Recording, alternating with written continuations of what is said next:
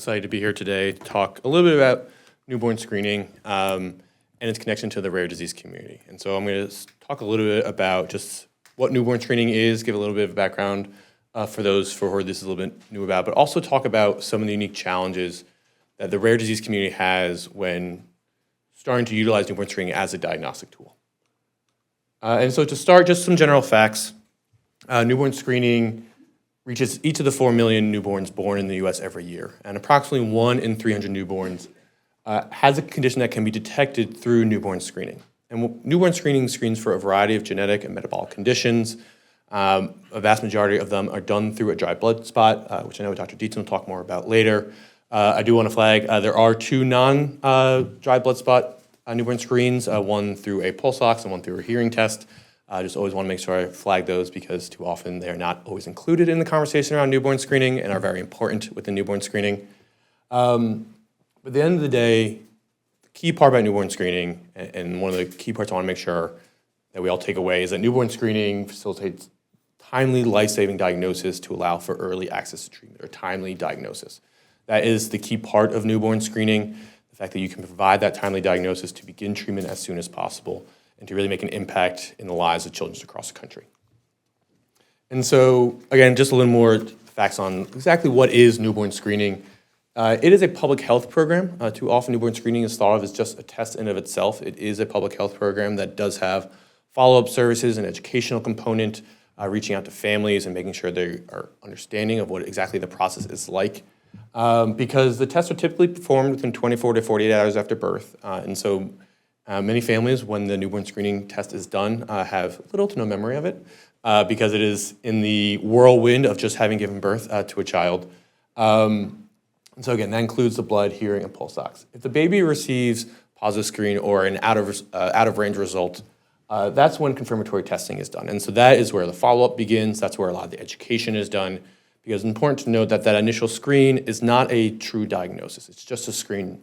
The family has to come back in for confirmatory testing. So there are times in which you will receive an out-of-range result that does not lead to a confirmed diagnosis. And that's where the education becomes a huge role because you don't want to create a situation in which there's a misunderstanding. I'm going to steal this from Amy Caviglio because she talked about this at a previous conference where you can't tell the families to not Google something. That's not a world in which we live in anymore. You have to have that education ready to go to be able to communicate properly to these families about what exactly this out-of-range result means, what the condition is, and if it ends up being a confirmed diagnosis, what are your options moving forward. Newborn screening is performed in every state.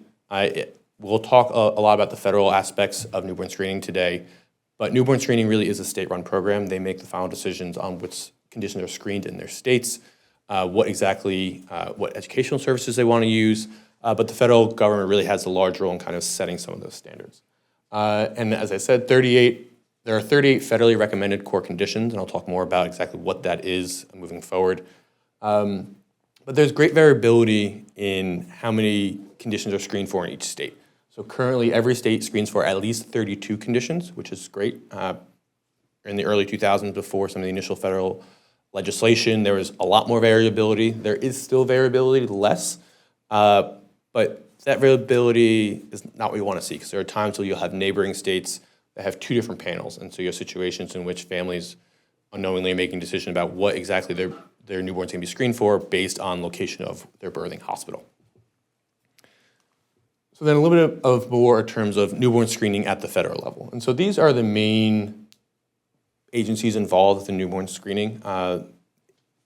It goes across, we'll talk a little bit more about it, but it can get into other aspects of the federal government, but these are really the main places. So CDC is more on the actual screening test side.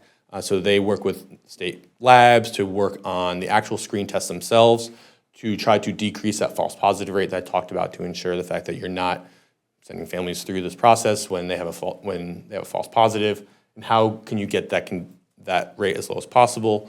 Also talking about best practices, also talking about how best to share data, and I'm not going to get too into that because Amy's going to talk a lot more about that. And then on the kind of education follow-up side is more in HRSA's wheelhouse. And so they're providing grants there, providing feedback, and really key to what HRSA's work is, they also house the ACHDNC, which you see right above it, the Advisory Committee on Heritable Disorders in Newborns and Children. And so that oversees the federal RUSP. And the RUSP, or the Recommended Uniform Screening Panel, which again I'll talk more about momentarily, is the federal recommended list of conditions. Again, that was the 38 core conditions I talked about momentarily. But it's also key to flag the R in RUSP is recommended, not required. So again, the final decision on what states screen for lies with each individual state. And lastly, I always want to flag NCATS and NIH because they do some of the initial research around newborn screening, understanding what its impact is, helping to develop new tests, helping to really understand what are some best practices. So MBSTRN, which is the Newborn Screening Translational Research Network, used to be run out of NICHD, but has recently moved over to NCATS, and they're actually in the process of standing up some of that research. And so this is newborn screening at the federal level. But rare diseases face challenges by the existing processes and the RUS evidence criteria. And so I just want to flag what exactly this process is, because the RUSP is so key within newborn screening. It really highlights, here is the science, here is the evidence, here is what we believe the evidence supports every state should be screening for. And you can see on the screen, it is a long process. In the bottom, you can see that the smallest bullet point probably takes the longest amount of time in the evidence development, and I'll talk a lot more about that on the next slide. But then you go through at least a year-long process, typically closer to a year and a half, if everything goes smoothly, which is not a given, in which the RUS is reviewed, the evidence is reviewed, a recommendation is then made, and then the HHS secretary has final say on that. But developing that evidence takes a long time. And so you can see there's a lot of information on this slide. I'm not going to go into all of it because I only have so many minutes in this presentation. I do want to flag a few things. Validated screen, so I've talked a lot about that today, is making sure you have a screen that can work across the entire population because, again, as I said in the beginning, every newborn is screened in the country. And so you need to make sure that the tests that you're running, the levels that you're using, can properly identify a newborn in the general population, which also leads into state pilots. So that is actually conducting these state pilot studies, these population-based studies. These are not straightforward to stand up. NIH does some really fantastic work in funding some of these works. So there's also some really great public-private partnerships, but these are extremely difficult to stand up. And also just want to flag, again, parent resources. That's what I talked a little bit about earlier in terms of making sure you have the right resources available to families so that when they get into the newborn screening program and into that process, they have an understanding of what exactly it is. And I just want to flag here some of the key considerations that I've talked about kind of throughout the presentation thus far is you need to be able to identify the newborn in the general population. There needs to be an actual treatment. Part of the key of newborn screening is that there is a treatment available once you receive that confirmed diagnosis. And do the benefits of the baby and society outweighs the risk and burdens. So there's a lot that's being looked at during that evidence review process, but it is a huge evidence burden. And I want to flag one condition, Duchenne muscular dystrophy, or DMD, or Duchenne. And you can see here, I'm going to move a little quickly through these slides, but there's a lot of evidence that's been supported, and the DMD community has been working for decades to develop this evidence base to show the impact of newborn screening would have on the Duchenne muscular dystrophy community. And you can see here that their mean age of diagnosis is at 2.7, and you typically get confirmatory testing for Duchenne at just under 5 years of age. And in addition, there are 7 FDA-approved therapies. So we know that there's a treatment available, and we know that the indication is pre that diagnosis. So we know that this treatment can make a difference. And in terms of newborn screening, we also know that pilots have been conducted. It is currently screened for in 5 states, but it is still moving through the RUS process, and it's taking a long time because that evidence, building that evidence, gathering all the data you need has been a time-consuming, cumbersome, costly situation, and even still, it has had some challenges going through the RUS nomination process. You can see here it was accepted for evidence review only after the second vote. And so the reason I want to highlight that is because we know that the impact of a delayed diagnosis in Duchenne. Newborn screening has the opportunity to provide a timely diagnosis. And not to go into the entire slide, and if you have more questions, happy to provide some information on the cost of the delayed diagnosis for rare diseases that the Everlace Foundation helped to release. But I just want to use the stopwatch on the far end of the slide. And what each of those dots represent is a interaction with the healthcare system, whether it is going to a pediatrician, going to a specialist, an out-of-state visit. This is how often an individual is interacting with the healthcare system. In the dark blue, that is a delayed diagnosis. In the light blue, that's a timely diagnosis. So you can see just visually how when you have that timely diagnosis, you have to interact with the healthcare system less. You're not traveling as much. You're not having to go take time off to go see that doctor.